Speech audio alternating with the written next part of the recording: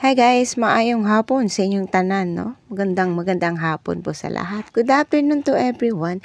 So guys, for today's video, gagawa tayo nitong cheesy dynamite. Tamang-tama kasi kanina, no? Habang bumibili ako ng gulay dun sa suki ko kay tatay, nakita ko tong sili at nakakatuwa nga kasi nga fresh yung sili. Kaya sabi ko ay gagawa ko ng cheesy dynamite at isi-share ko sa inyo ito. Okay, nabili ko to guys. Alam niyo kung magkano ang isa nitong sili na to, no?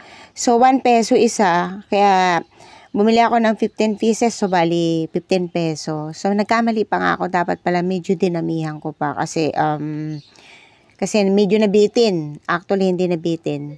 Talagang bitin yung aking kids at saka si hubby. Bali, nagpabili pa ako ng lumpia wrapper dito kay hubby. So, 2 anda to guys. Magkano na ba isang anda ngayon? 12 pesos yata I think. Kasi si hubby kasi yung bumili. So, sabi ko bilhin niya ako ng 2 anda. Gagawin ko, kakalasin ko lang to guys. No? Buti ngayon nabili ni hubby. Medyo malambot pa tong wrapper.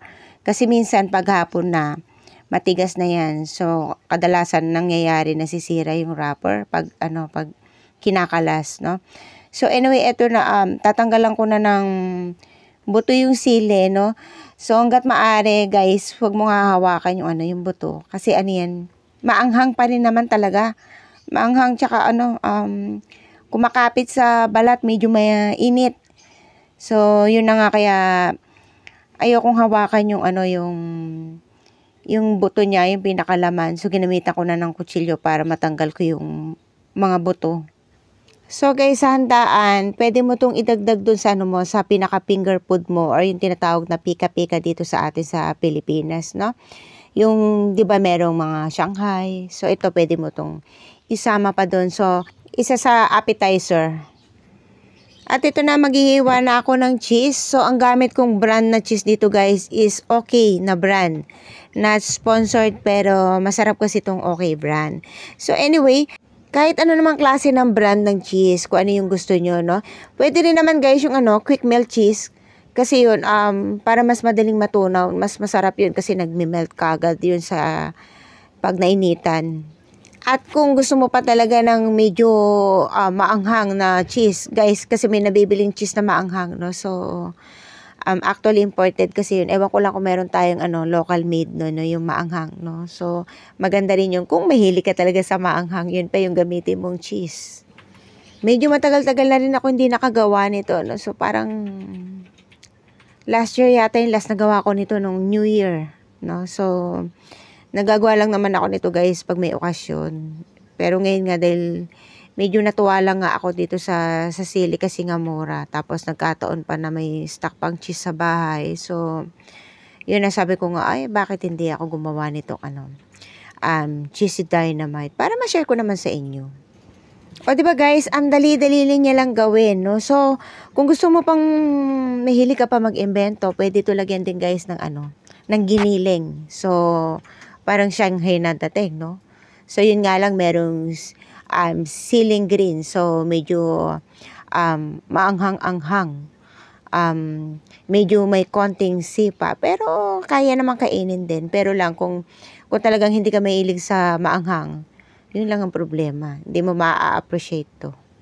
So, okay guys, last na to. Last na, babalutin ko na. And then, i-share ko sa iyo, bibigyan ko kayo ng napakasimpleng pang dating sauce. Yung napakasimple lang na hindi naman na kailangan ng sobra-sobrang kung ano-anong ingredients pa yung ilalagay natin. Simple pero creamy, masarap. Dahil nga meron pang natirang cheese, lalagay natin to sa pinaka-dipping sauce guys. So, hindi na ako naganap ng kung ano-ano pa. Nakakita lang kasi ako sa rep ng available pa akong evaporated milk. So, yun yung pinakagagamitin kong isa sa ingredients na aking dipping sauce. So, guys, mas maganda, suggest ko na lang, gamitan nyo na lang to ng cheese grater para na spino kasi hiniwa-hiwa ko lang no? At pagkatapos na nito, so meron ako dito guys, 1 cup water, and then 1 cup evaporated milk, and then 1/8 cup cornstarch. So, bali ito yung gagamitin guys natin para kaya ako nilagyan ng cornstarch kasi ito yung magpapalapot dito sa ating magiging dipping sauce. At ito na, lulutuin ko to sa low fire lang guys. Mahina lang yung apoy, no? Ilalagay ko na rin kagad yung cheese. Kaya ito guys, talaga mas maganda talaga yung grated cheese. Kasi para mas madaling matunaw. So anyway, hahaluin lang natin to ng hahaluin. Keep stirring kasi nga, huwag yung papabayaan kasi baka mangyari, masunog sa ilalim. So pag nasunog sa ilalim, mag-iiba yung lasa ng ating dipping sauce. Medyo lasang sunog, hindi na masarap yun. Haluin lang natin, haluin guys ng maigi hanggang sa matunaw na yung cheese. And then eto na, lumalapot na. Lagay ko na rin yung salt and pepper to taste. So syempre bahala na kayong lumasa guys, no? According to your taste kasi yan. Haluin lang natin ng haluin ng maigi hanggang sa makuha natin yung gusto nating consistency. So eto guys, okay na to, luto na to. So eto na guys, nagpainit na ako ng mantika. Eto, one thing na tip. Bago nyo ilulubog o ipiprito yung, kung ano man yung piprituin nyo guys, make sure na mainit na yung mantika. Yung saktong init ha, hindi naman super init na magliliyab na. Huwag naman gano'n kasi masusunog naman kagad dahil mabibigla yung piniprito nyo. At ito naman, pag niluto nyo naman siya ng sobrang hindi naman mainit yung mantika, ang mangyayari, sisip-sipin nyo lang yung mantika tapos yung piniprito nyo, magiging oily. So, yun yung tip lang doon guys. So, kaya kailangan pag nagpiprito kayo, yung tama lang yung init ng mantika. So, piprito natin to until it become golden brown. So, yun lang naman yung doon, tamang luto nun guys. Golden brown lang, wag lang sunog. Kasi pag sunog naman, di naman sarap, diba? Mapait na. So, yung sakto lang. Okay guys, before we ended this video, I would like to say thank you to everyone for always watching my videos. Thank you very much. Maraming salamat po talaga. At kung bago ka sa channel ko, please don't forget to like and subscribe. And don't forget to click the notification bell for new updates. So there you have it guys. Ito na yung aking cheesy dynamite. So, syempre, pinatulo pa natin to guys para naman yung excess oil bumaba.